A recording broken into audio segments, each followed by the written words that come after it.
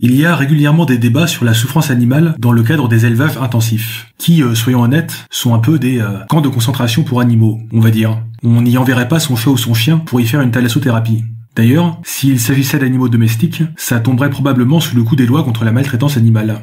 Bref. Alors, il y a deux grandes pistes qui sont généralement proposées pour sortir de cette situation éthiquement discutable.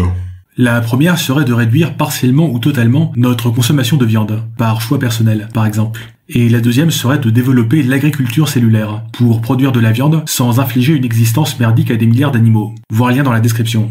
Mais dans ce genre de débat, il y a très souvent un intervenant qui va dire qu'on n'a pas besoin d'aller vers ces solutions un peu extrêmes et effrayantes, et qu'il suffirait juste de revenir à un élevage plus traditionnel.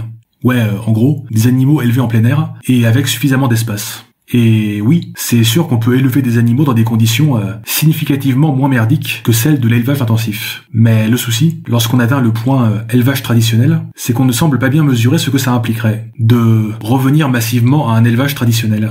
Aujourd'hui, la plupart des gens mangent de la viande à pratiquement tous les repas. Mais c'est une évolution très récente des habitudes alimentaires. Dans un passé pas si lointain, si on voulait manger de la viande tous les jours, il fallait être relativement aisé financièrement. Et la plupart des gens ne mangeaient de la viande que de façon occasionnelle.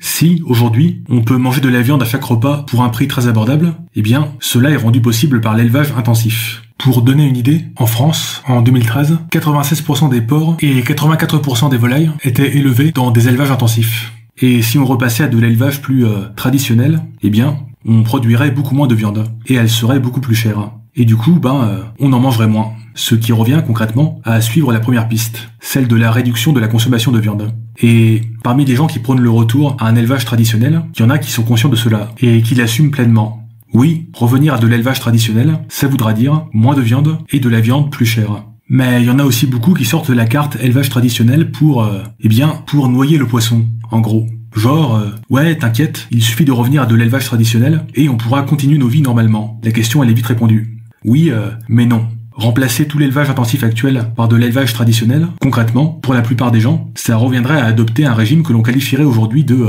flexitarien. Manger de la viande juste un peu, de temps en temps, mais pas tous les jours. Et le souci, c'est que si on n'est pas prêt à assumer cette réduction massive de consommation de viande, eh bien, l'élevage traditionnel, ça restera surtout une sorte de pancarte que l'on agite pour dissimuler la partie immergée de l'iceberg, qui est l'élevage intensif. Et du coup, en pratique, rien ne va vraiment changer.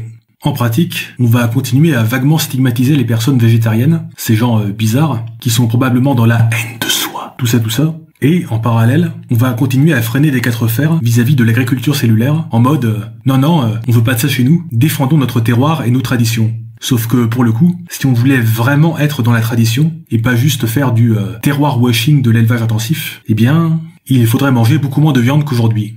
Bref, faut savoir ce qu'on veut. Alors, que pensez-vous de tout ça ? N'hésitez pas à le dire en commentaire.